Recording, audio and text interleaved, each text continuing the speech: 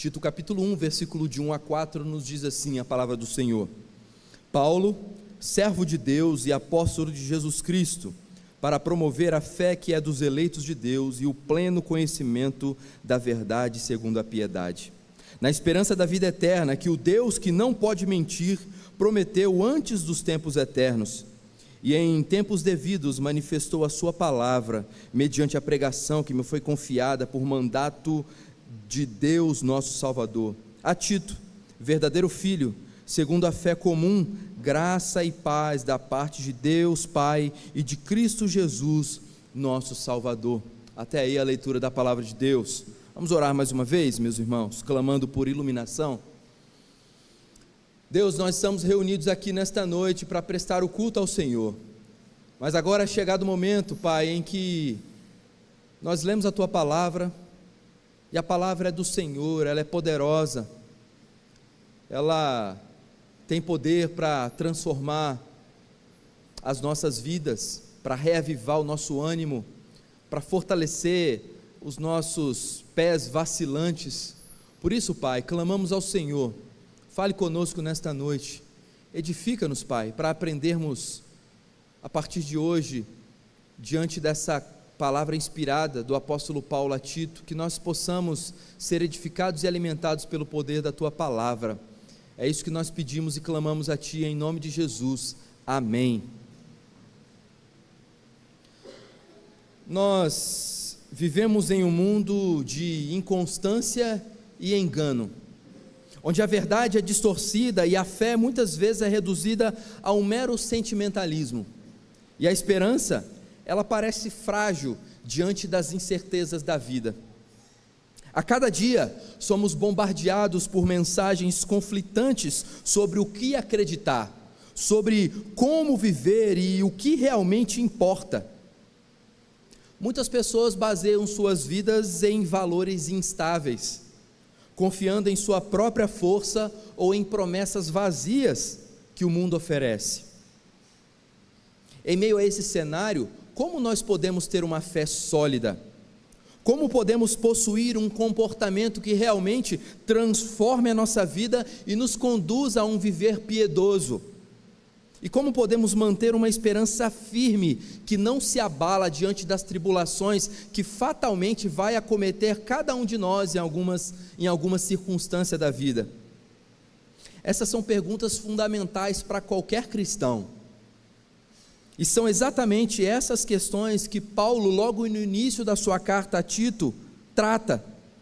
Ele não inicia a sua epístola com meros cumprimentos, mas com uma afirmação profunda e teologicamente rica sobre o propósito do ministério cristão. Paulo deixa claro que a sua missão está fundamentada em 3 elementos essenciais: a fé verdadeira, que é um dom de Deus para os seus eleitos; o conhecimento transformador, que é aquilo que conduz à piedade e à santidade; e também a esperança segura, que está fundamentada na promessa de um Deus que não pode mentir, conforme Ele mesmo apresenta. Esses 3 pilares, fé, verdade e esperança, são essenciais para uma vida cristã próspera, autêntica e frutífera.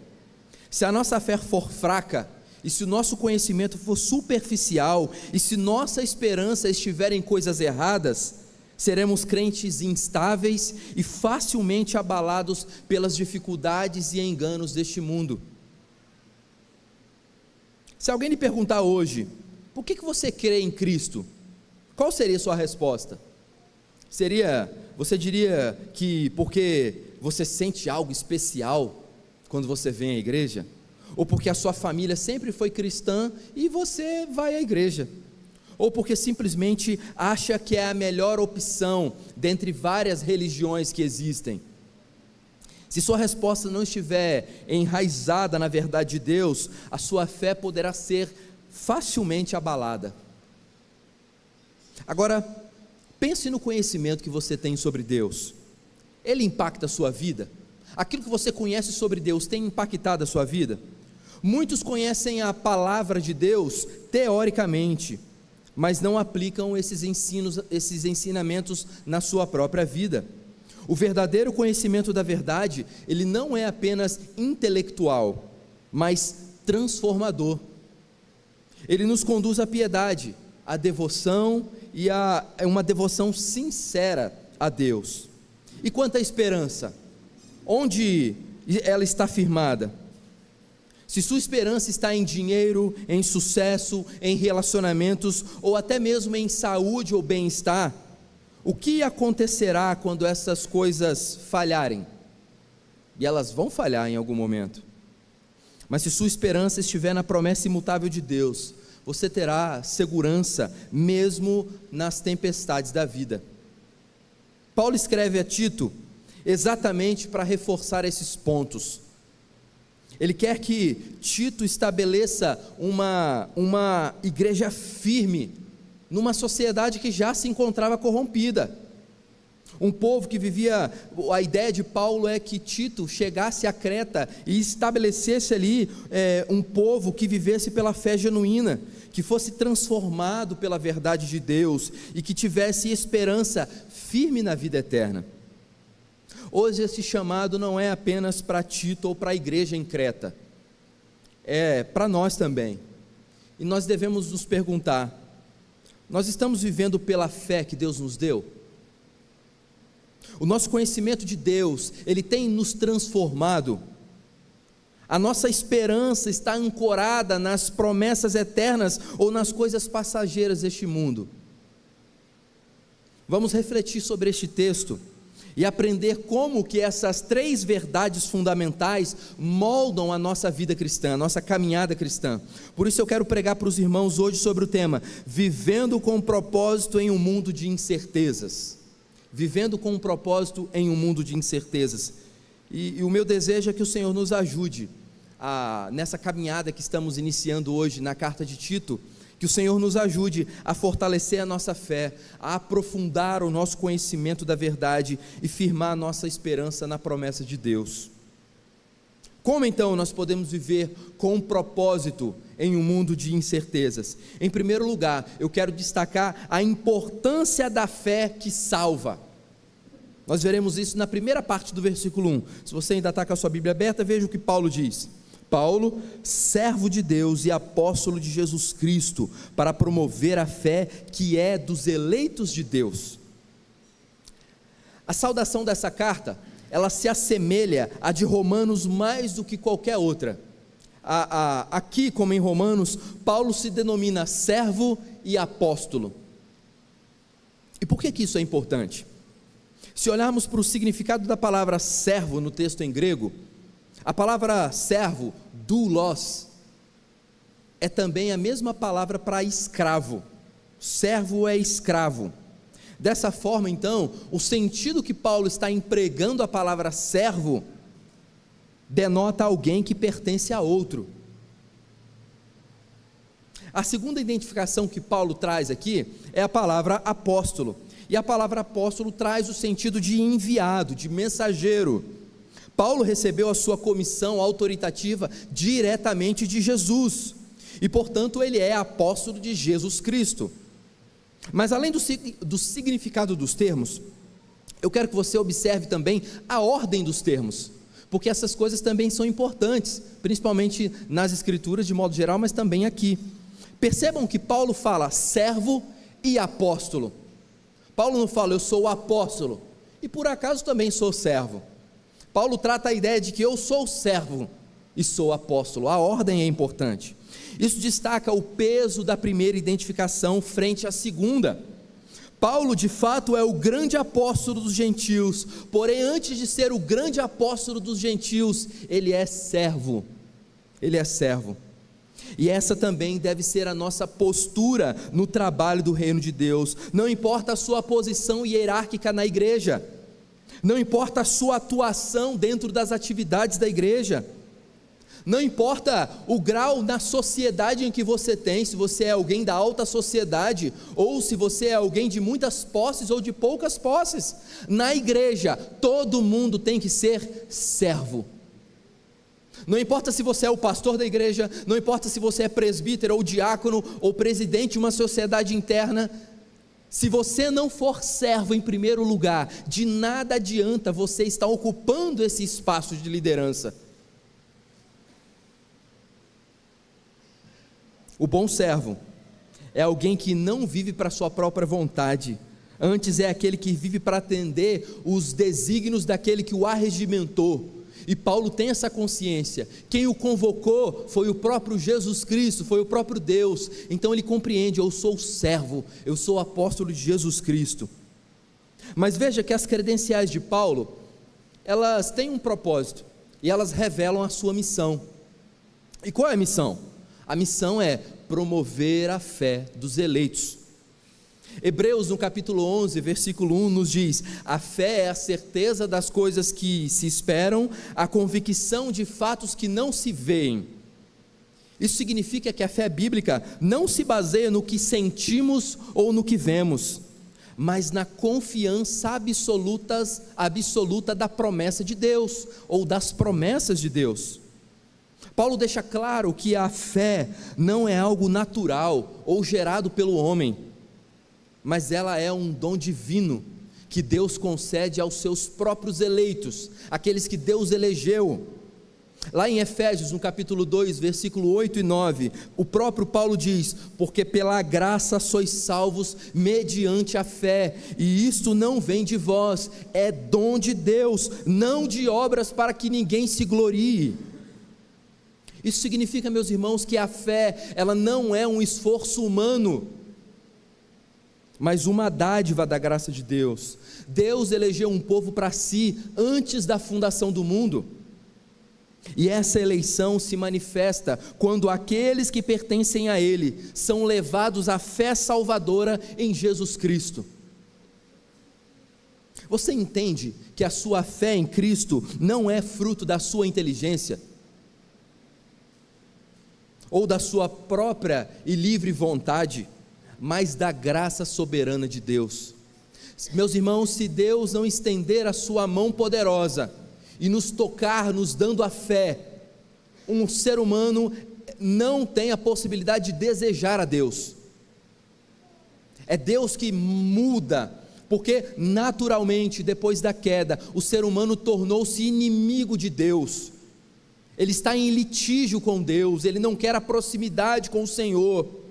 E a única coisa que pode romper essa barreira, destruir de uma vez por todas essa inimizade, é a fé em Jesus Cristo. A fé verdadeira não é apenas uma crença intelectual, mas algo que transforma a vida. E como podemos saber se temos essa fé salvadora? A fé que Paulo coloca aqui como a fé dos eleitos de Deus.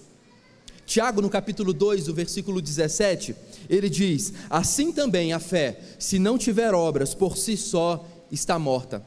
Então perceba que Tiago está tratando de uma coisa importante para nós. E o que é isso? A fé verdadeira, ela se manifesta na conformidade. A fé que Deus concede aos seus eleitos sempre vai resultar em um estilo de vida diferente. Quem crê em Jesus vive para Ele. Muitos dizem ter fé, mas vivem como se Deus não existisse e a sua palavra não fosse verdade. A fé salvadora se reflete em nossas ações, em nossas palavras e também nas nossas decisões. Aquele que tem a fé salvadora é alguém que desfruta da paz com Deus, e por isso ele tem o seu coração e a sua mente guardados por Jesus Cristo, conforme Paulo fala em Filipenses 4, versículo 7. Existem pessoas, meus irmãos, que vivem uma vida na semana inteiramente afastada de Deus, não demonstrando fé e nem testemunho autêntico. E por isso, quando chega o dia do Senhor, no domingo, e vão até a igreja, essas pessoas às vezes desejam uma igreja onde elas possam sentir alguma coisa. Elas precisam de uma igreja com toda uma aura para conduzir essa pessoa talvez a um estado superior de adoração. Elas precisam de um louvor mais melancólico, elas precisam talvez de um ambiente mais preparado, mais aconchegante, elas precisam de uma palavra que fala mais as necessidades mais as necessidades dela do que propriamente um conteúdo que emana da palavra de Deus. Por quê? Porque vivem uma vida na semana afastada de Deus e querem ouvir a voz do Senhor no domingo. Deus pode ser misericordioso e falar com essas pessoas que vivem de segunda a sábado afastados de Deus, não pegam na Bíblia, não oram, não cantam louvores, não intercedem por nada e por ninguém, e chegam no domingo, querem ouvir a voz de Deus. É por isso que igrejas que têm esse apelo sentimental e essa manipulação da dopamina, são igrejas que prosperam, porque são igrejas que estão lotadas de pessoas que de segunda a sábado não têm comunhão com o Senhor, mas que no domingo querem sentir um arrepio, querem sentir uma coisa diferente. Aí você pode pensar assim, mas pastor, significa que todo mundo que está nesse tipo de igreja são pessoas que vivem assim? Não, nem todo mundo. Da mesma maneira, não significa que todo mundo que vive numa igreja séria, que não tem essas práticas, uma igreja que está preocupada com o conteúdo com o conteúdo da pregação, com o conteúdo das músicas que estão sendo cantadas, e não propriamente com o ritmo, também tem pessoas que estão afastadas do Senhor. E você? Você tem demonstrado a sua fé através da obediência e da confiança diária em Deus? Porque a fé verdadeira, ela se manifesta na conformidade, e ela também resiste às provas. Lá em 1 Pedro, no capítulo 1, versículos 6 e 7, Pedro diz assim: nisto exultais, embora no presente, por breve tempo, se necessário, sejais contristados por várias provações, para que uma vez confirmado o valor da vossa fé, muito mais preciosa do que o ouro perecível, mesmo apurado por fogo, redunde em louvor, glória e honra na revelação do nosso Senhor Jesus Cristo. A fé que Deus concede aos seus eleitos, ela permanece firme, mesmo diante das dificuldades. Muitos abandonam a fé quando enfrentam crises. Você já deve ter visto alguém assim, que passou por uma crise, por algum problema, e ela se afastou do Senhor. Quantas pessoas na igreja do Brasil ou mundial hoje, independente do fuso horário, por algum problema particular com outras pessoas, simplesmente disseram assim: hoje eu não estou bem para ir cultuar a Deus, hoje eu não quero ir cultuar a Deus porque eu não estou legal. Vocês acham que nós temos essa liberdade? Porque a convocação do Senhor, ela é santa, e ela é um mandamento.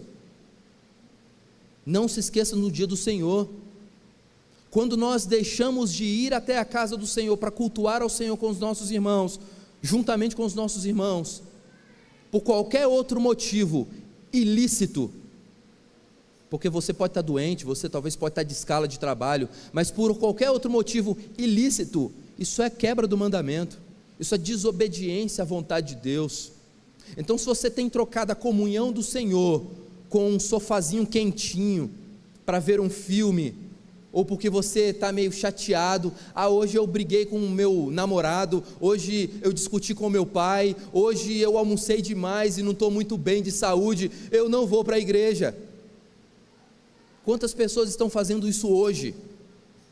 Ou, hoje é feriado, eu trabalho tanto, né? Eu mereço descansar um pouco, então eu vou aproveitar o feriadão e vou passear, vou viajar. E aí no dia do Senhor, não está cultuando. Não está cultuando. E nessa data específica, quantas pessoas estão quebrando o mandamento do Senhor? Aí você fala: pastor, você está falando contra viajar? De modo nenhum. Viajar é coisa boa, é bênção. Conhecer lugares novos, conhecer hotéis, comer café da manhã do hotel é uma maravilha, né? A gente pode tentar imitar em casa, mas a gente nunca consegue. Parece que as coisas do hotel estão tudo mais saboroso. Você acordar e já está tudo prontinho, é ótimo. Mas meus irmãos, fica aqui uma orientação para você. Se você é alguém que viaja muito e gosta de viajar, e às vezes você pode fazer isso, porque seu pastor não pode viajar no final de semana, no feriado, porque eu tenho que estar aqui. Agora, se você pode viajar, isso é bênção. Mas lembre-se, se no domingo você estiver numa cidade diferente, é uma excelente oportunidade para você ir lá conhecer a igreja presbiteriana daquele lugar. Vá ao culto. Não permita que o entretenimento Tome a sua obediência de obedecer a Deus, o mandamento de cultuar a Deus. Não permita que o entretenimento vença isso, ou que faça você pecar contra o Senhor. A fé que Deus concede aos eleitos é uma fé firme, mas a fé verdadeira, ela não depende de estatísticas, e sim de Deus, porque é o próprio Deus que concede poder para perseverar em meio às dúvidas e às adversidades da vida. E eu pergunto a você, a sua fé já foi testada? Você permanece firme ou você tem se sentido vacilante? Porque a fé verdadeira, ela resiste a provas. Não significa que nós não vamos nos entristecer, não é isso, mas a fé verdadeira, ela é resistente às provas. E a fé verdadeira também, ela cresce no conhecimento da palavra de Deus. Romanos 10:17, o próprio apóstolo Paulo diz: a fé vem pela palavra e a pregação, aliás, a fé vem pela pregação e a pregação pela palavra de Deus. A fé, meus irmãos, ela precisa ser alimentada pela palavra de Deus. Uma fé fragilizada geralmente vem de uma vida espiritual superficial. Portanto, desenvolva o hábito de ler a Bíblia todos os dias, porque a fé cresce quando a palavra de Deus habita ricamente em nós. Você tem investido tempo na palavra de Deus para fortalecer a sua fé? Porque uma fé firme e firmemente fundamentada na palavra, ela habilita o crente a passar pelas agruras da vida. Certa vez,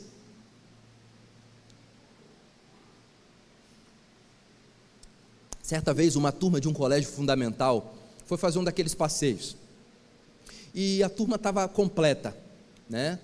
A turma toda foi, e a professora era guia e tudo mais, e um dos passeios competia em sair da parte do território, do continente, e entrarem numa balsa e se dirigirem para uma ilha, que ficava 30 minutos de balsa. O tempo estava meio feio, meio fechado, e para a infelicidade daquelas pessoas, daquelas crianças e todo mundo que estava ali de guia, os professores cuidando das crianças, logo quando todas as crianças entraram na balsa e colocaram o colete, começou uma forte tempestade, e o capitão da balsa ligou a balsa e foi embora. 5 minutos de caminho já no rio, a tempestade chegou forte, e a balsa chacoalhava de um lado para o outro, e parecia que eram ondas do mar, o vento forte, e as crianças começaram a se agitar e a gritar de medo ao olhar aquele barco balançando. E a professora, uma criança chamou a atenção da professora. Uma criança, dentre todas que estavam ali, ela estava presa ao seu colete e olhando fixamente para a cabine do capitão. Depois que a tempestade passou, antes deles chegarem até a ilha, a tempestade passou, e então a professora, curiosa, chegou para aquela criança e falou assim: por que você não estava com medo? Porque todas as outras crianças estavam gritando, por que você estava com medo? Aí ela falou assim: eu estava com medo, mas é que o capitão é o meu pai, e eu sei que ele não vai deixar nada acontecer comigo. Quem tem capitaneado a sua vida? É você que tem tentado guiar o leme da sua existência? Porque se for, no dia das tempestades, você fatalmente vai se atemorizar, porque quando os ventos fortes chegarem, eles vão chegar, se for você o capitão da sua própria vida, você vai ficar com medo, porque você reconhece as suas incapacidades para isso. A fé que Deus dá aos eleitos faz com que confiemos no capitão do barco da vida, e em meio às dificuldades, nós seguramos no colete salva-vidas, e olhamos firmemente para a cruz, e descansamos no cuidado do nosso Pai. E isso é a fé dos eleitos. Isso é viver com propósito em um mundo de incertezas. Como então viver com propósito em um mundo de incertezas? Em primeiro lugar, recebendo a fé que salva, mas também em segundo lugar, desenvolvendo o conhecimento que transforma. Veja o que Paulo fala na continuidade do texto.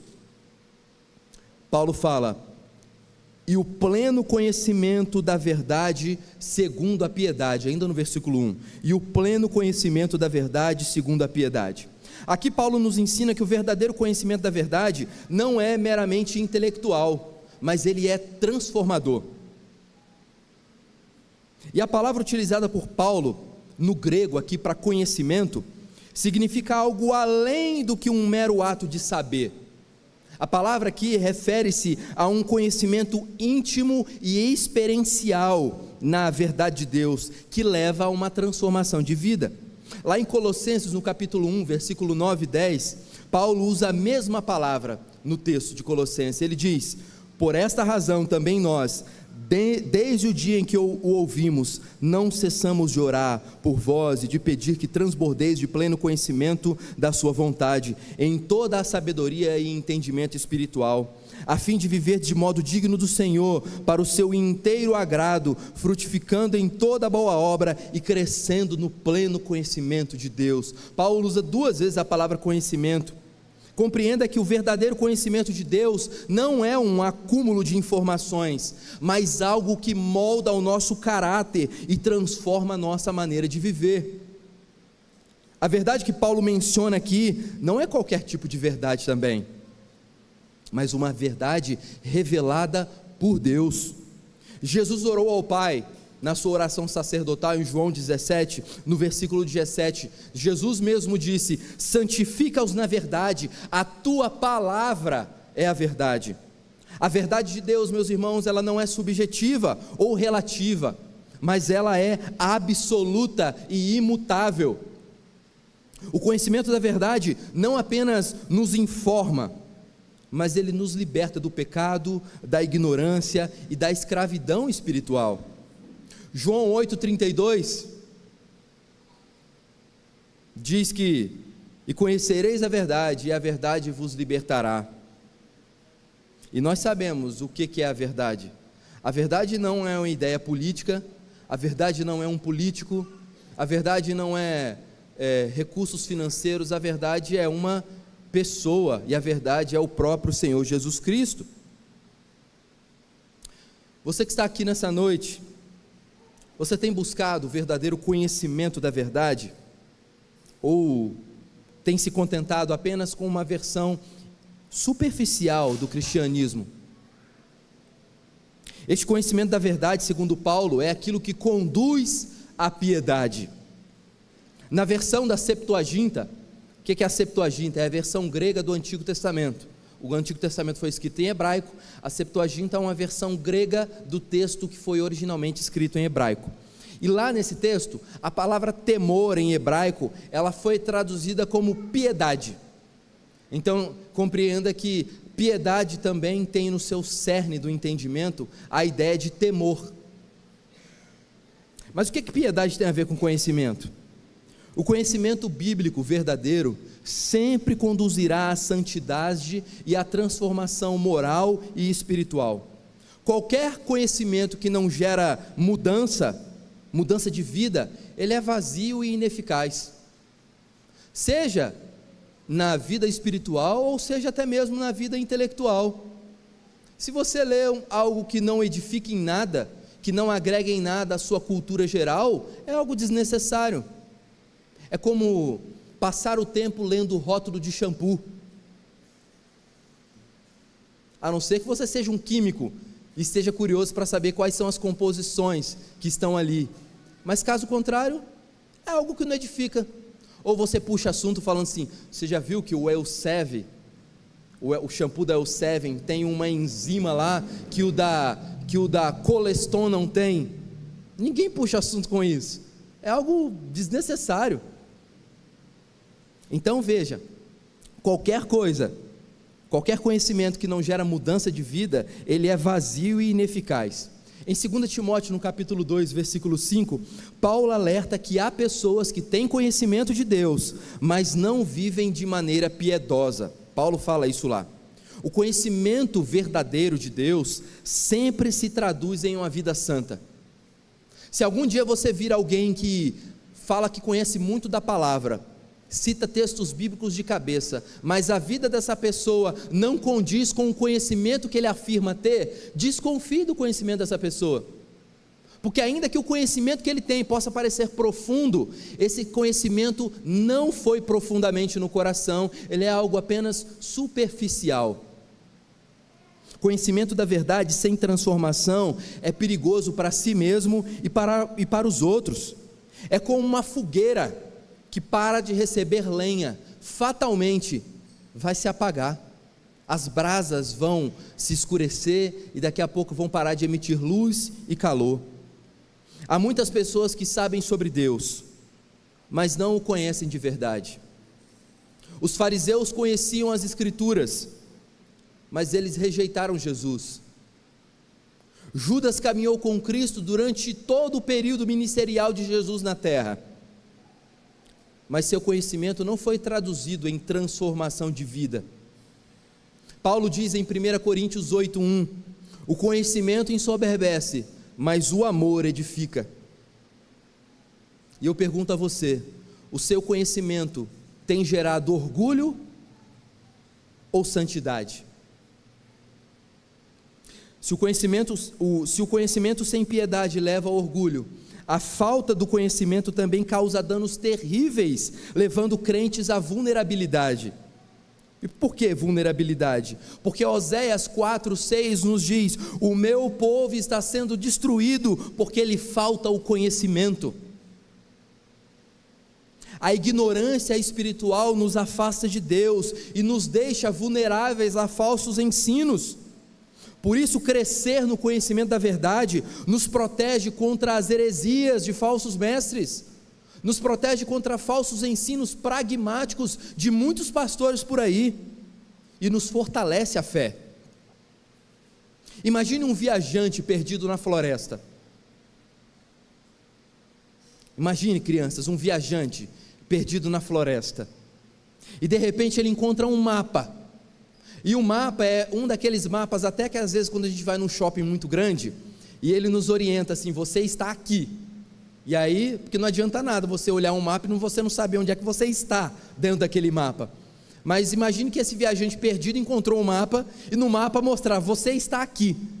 E esse mapa dava exatamente o caminho para aquele viajante sair daquela floresta e encontrar ali recurso para sobreviver. Mas, por algum motivo, aquele viajante, de posse daquele mapa, ele decide estudar cada detalhe do mapa, mas ele resolve depois não seguir o objetivo. Resultado, ele continua perdido, mesmo possuindo todo o conhecimento necessário para sair dali. Por que eu estou dizendo isso? O conhecimento da palavra de Deus é como um mapa. Saber o mapa de cor não significa que nós estamos no caminho certo. É preciso seguir a verdade para nós sermos transformados por essa verdade. Você recebe a palavra, você aprende da palavra, mas você precisa ser um praticante da palavra e não somente um ouvinte da palavra, porque senão você vai continuar perdido num mundo de incertezas, vivendo sem propósito. E eu pergunto mais uma vez a você: você tem apenas estudado o mapa, ou você tem caminhado no caminho certo? Você tem estudado as Escrituras somente, ou você tem estudado e tem aplicado as verdades da Escritura na sua vida, com a graça de Deus? Por isso, meu irmão, examine sua vida, analise se o seu conhecimento sobre Deus tem gerado transformação real, pois os eleitos de Deus recebem a fé verdadeira, e essa fé verdadeira, ela habilita o cristão ao pleno conhecimento da verdade segundo a piedade. Todo mundo que tem a fé verdadeira caminha, cada um num grau diferente, mas caminhamos todos para a piedade. Busque não apenas saber sobre Deus, mas conhecê-lo intimamente. Que o conhecimento da verdade te leve a uma vida piedosa e frutífera para a glória de Deus. Que o conhecimento da verdade te leve a amar cada vez mais a Cristo. Que o conhecimento da verdade te transforme à medida da estatura completa de Cristo. Como viver com propósito em um mundo de incertezas? Em primeiro lugar, recebendo a fé que salva. Em segundo lugar, desenvolvendo o conhecimento que transforma. E agora, em terceiro e último lugar, permanecendo na esperança. Paulo fala no versículo 2, acompanhe comigo novamente: na esperança da vida eterna que o Deus que não pode mentir prometeu antes dos tempos eternos. Paulo afirma que a nossa esperança, ela está firmada na vida eterna prometida por Deus antes dos tempos eternos. E essa verdade, ela é profundamente consoladora. E ela nos ensina princípios fundamentais sobre a esperança cristã. Platão, o filósofo grego Platão, diz que a existência humana, ela é não meramente determinada pela aceitação do presente, ou pela memória do passado, mas também pela expectativa do futuro, seja ele bom ou ruim. As esperanças, segundo Platão, são projeções subjetivas do futuro. Porém, o conceito da palavra utilizada por Paulo em Tito, no capítulo 1, versículo 2, para a esperança, significa expectativa confiante. Note que, diferente do conceito moderno de esperança, que muitas vezes indica incerteza ou um desejo vago, no contexto bíblico, esperança significa certeza absoluta baseada na fidelidade de Deus. A vida do justo está firmada em uma esperança que implica em um futuro. Por quê? Porque o seu ponto de referência é o próprio Deus.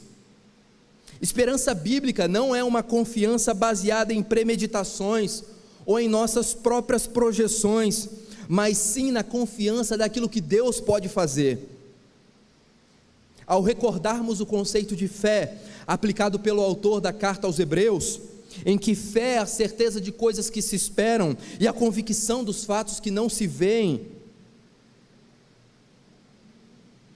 devemos compreender que fé e esperança estão entrelaçadas.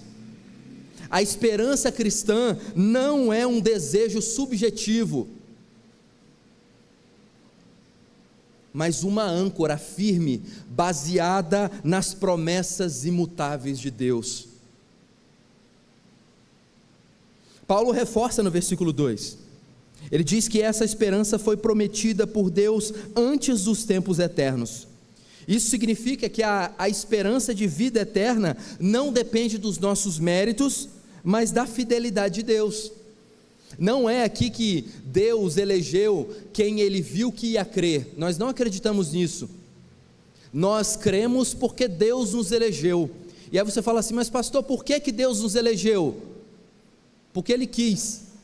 Não há mérito nenhum em nós, não há nada em nós que possa justificar essa eleição divina. É pela vontade da Trindade Santa que nós jamais, nesta vida, saberemos o motivo. A vida eterna, meus irmãos, não é uma possibilidade, mas uma certeza para aqueles que estão em Cristo. Então perceba que o sacrifício de Jesus na cruz do Calvário não é o que pode lhe dar uma possibilidade de vida eterna. Deixa eu repetir para que essa frase fique fixada na sua mente. O sacrifício de Jesus na cruz do Calvário não é aquilo que pode te trazer possibilidade de vida eterna. Na verdade, o sacrifício de Jesus na cruz do Calvário é a única coisa que pode garantir a sua vida eterna. Não há outro caminho para a salvação. Só Ele é o caminho, a verdade e a vida. Não há ninguém que consegue ter mérito para receber a fé, para receber o favor de Deus. E Paulo afirma que essa promessa foi feita antes dos tempos eternos, é a maneira como ele constrói o argumento, ou seja, antes da fundação do mundo. Isso nos ensina que a nossa salvação, ela não é um plano de emergência. A nossa salvação não é um plano de emergência, mas um propósito eterno de Deus.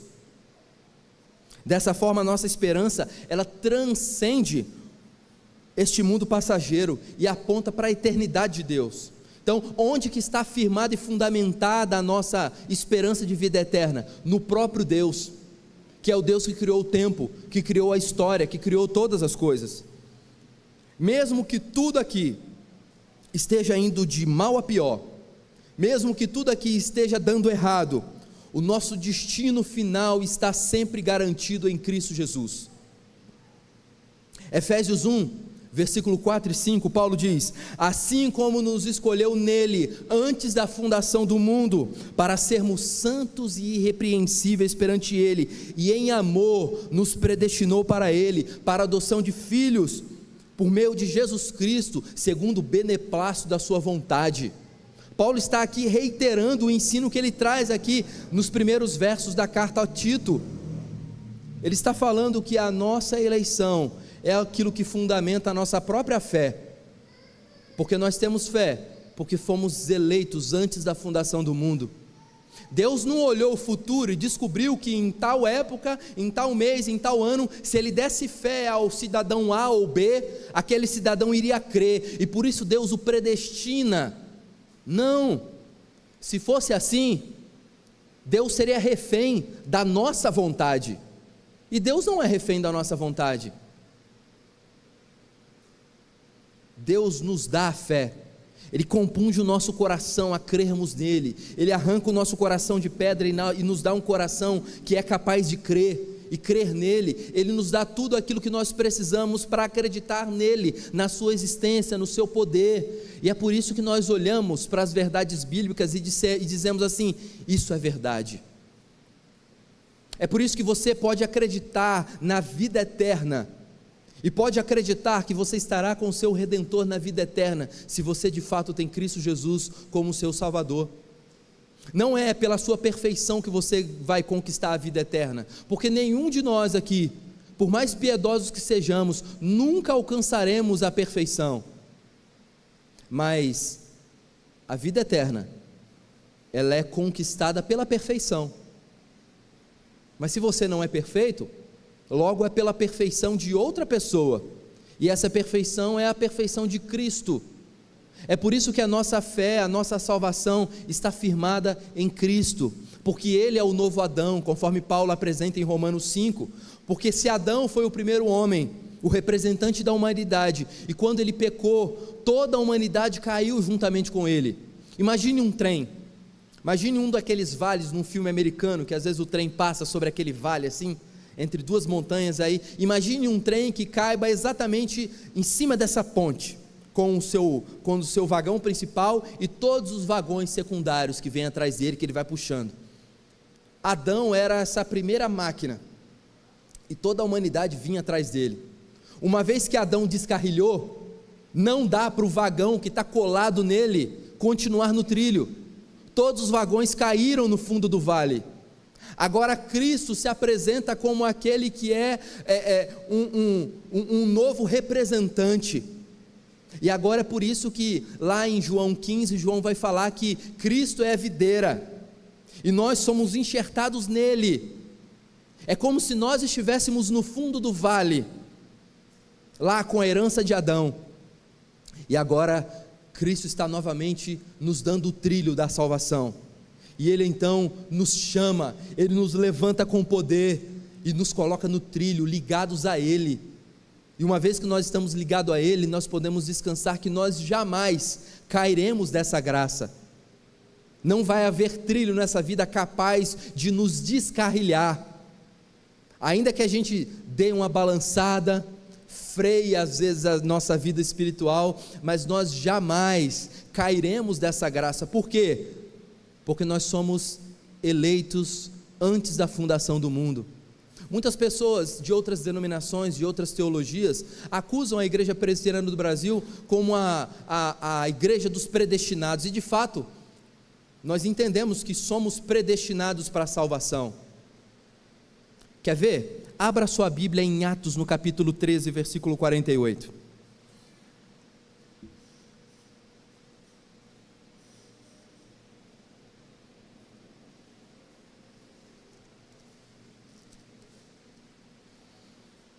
Olha que coisa maravilhosa. Os gentios, ouvindo isso, ou seja, ouvindo a pregação da palavra, diz, regozijavam-se e glorificavam a palavra do Senhor, e creram todos os que haviam sido destinados para a vida eterna. Quem são esses destinados para a vida eterna? São aqueles que Deus elegeu desde antes da fundação do mundo. Então perceba, meus irmãos, que a eleição, a ideia de eleição, de predestinação, está nas Escrituras. Deus elegeu um povo antes da fundação do mundo. Aí você fala assim: mas pastor, significa que o fulano de tal não é eleito porque ele não é presbiteriano? Não, não é só presbiteriano que é eleito. É uma tolice pensar isso.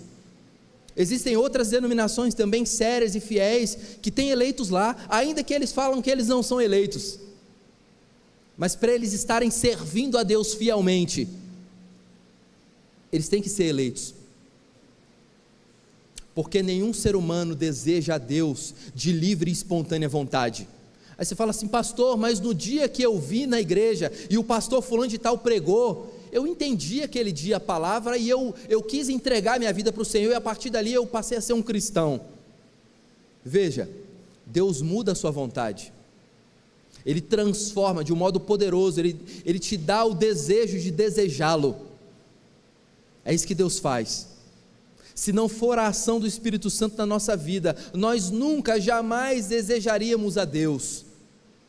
O que a gente queria é se viver afastado de Deus. Sua vida reflete essa esperança de vida eterna? Ou você está mais focado nas coisas passageiras deste mundo? A sua vida reflete a sua esperança? Ou você está vivendo como se este mundo fosse tudo aquilo que há? Como a ideia do filósofo Friedrich Nietzsche, que acredita que só tem isso aqui, morreu, acabou. E nós vivemos numa sociedade que, de modo terceirizado, tem vivido essa filosofia, por acreditar que é só esse tempo aqui. Pessoas que não têm esperança da vida eterna, vivem como se o único tempo de existência fosse isso aqui. É por isso que agora, nesse exato momento, tem tantas pessoas entregues ao hedonismo, às paixões da carne. Quantos filhos de crentes desviados estão agora beijando na boca de 5, 6, 10, se embebedando, indo para o hospital tomar glicose, porque é carnaval, é a festa da carne, vamos dar vazão às nossas paixões. Por quê? Porque em certa medida acreditam que é só isso aqui agora. Acreditar nas promessas de Deus e entender que existe uma vida após a morte e que nós seremos julgados por aquele que é o Criador de todas as coisas, nos faz viver piedosamente, nos faz olhar para a Escritura e desejar viver de uma maneira que agrada a este nosso Salvador. Não porque você quer receber o prêmio, mas porque você entende que você já foi eleito por Deus, que você recebeu a fé salvadora, você tem o conhecimento que transforma, e agora você só vive de uma maneira: você vive com a eternidade em vista. O que é uma vida de 100 anos perto da eternidade? O que é uma vida de 200 anos perto da eternidade? Aquilo que nós fazemos aqui e agora ecoa na eternidade. Portanto, cuidado com a maneira com a qual você tem vivido, porque se você não tem vivido com essa esperança, fatalmente a sua fé tem se fragilizado, e você tem se sustentado apenas com um conhecimento superficial de Deus. Se você tem vivido com e por essa esperança, você também tem uma missão. E qual é a sua missão? É compartilhar da sua esperança com aqueles que ainda estão perdidos. Existem muitos outros eleitos de Deus, nós não sabemos quem são, quantos são. É por isso que nós ainda pregamos o Evangelho. É por isso que nós abrimos as portas da igreja e anunciamos: olha, domingo às 7 horas tem culto na igreja presbiteriana do Cristiano de Carvalho, vamos lá nos visitar. É porque nós queremos que os eleitos de Deus ouçam a voz do Senhor e recebam a fé através da pregação. É por isso que nós anunciamos a Cristo, e é por isso que você deve anunciar a Cristo. Que a nossa esperança esteja firmada na promessa eterna de Deus, na realidade de que Jesus é a verdade, e que Ele é o único que pode remir e salvar pecadores. Que essa certeza nos faça viver para a glória dEle. E eu quero concluir, meus irmãos, lembrando a todos nós, que nós vimos nessa noite que Paulo apresenta 3 alicerces fundamentais da vida cristã. uma fé verdadeira, um conhecimento transformador e uma esperança inabalável. Esses 3 elementos não são conceitos abstratos, são realidades que moldam a nossa vida. E diante do que você ouviu nessa noite, talvez você necessite dar algumas respostas a você mesmo. Será que a sua fé tem sido fraca? Veja, aqui eu não estou falando de fé salvadora. Se você está em Cristo, você tem a fé que salva. Mas eu estou falando da manutenção desta fé. Será que você tem uma fé fraca? Será que você é aquele que se afasta de Deus por qualquer problema na sua vida? Será que você não tem firmado os passos na comunhão com o Senhor, se dedicando a uma igreja, trabalhando por uma igreja?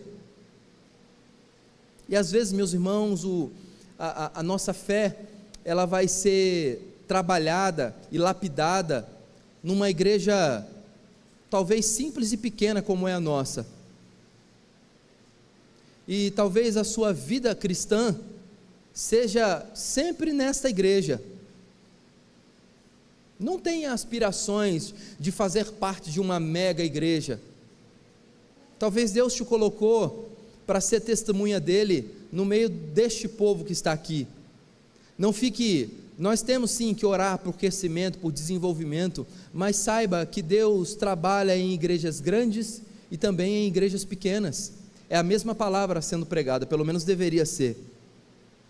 Mas se você tem uma fé fraca, peça a Deus que Ele fortaleça a sua fé, que Ele fortaleça a sua confiança nele mesmo. Você talvez precise responder nessa noite se a sua vida foi transformada pela verdade, ou se o seu conhecimento da palavra de Deus e de Deus tem sido somente superficial. Você sabe lá que das muralhas de Jericó, você sabe lá que o povo saiu do Egito, você sabe várias histórias bíblicas, mas como que essas histórias se aplicam na sua vida?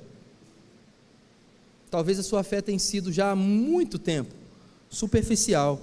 Portanto, comprometa-se diante de Deus a estudar a palavra dele, a meditar na palavra dele, a ter uma vida mais íntima com Deus e com o Senhor Jesus Cristo. Mas talvez você teve a sua esperança abalada em algum momento da sua história. Talvez você teve um incômodo com alguma liderança de alguma igreja que você passou, ou com a igreja que está aqui. Não permita que líderes venham a abalar a sua fé, porque se a sua fé está fundamentada em Cristo Jesus, Cristo é imutável, porque Ele é o próprio Deus. Homens falham, e fatalmente nós vamos nos decepcionar com homens, porque nós somos falhos, mas nós nunca nos decepcionamos com Deus, porque Ele é sempre fiel, Ele é sempre perfeito. Eu espero que ao final desse sermão você esteja disposto a louvar a Deus pela eleição que Ele concede, pela fé também concedida aos eleitos que Ele elegeu antes da fundação do mundo, pelo conhecimento que leva à piedade e pela esperança da vida eterna em Cristo Jesus. E assim, agindo assim, louvando a Deus por essas coisas, que você consiga viver com propósito em um mundo de incertezas. Sabe por que você precisa viver assim? Em primeiro lugar, para a glória de Deus, mas também porque o mundo precisa ver Cristo através de você. Deus nos abençoe.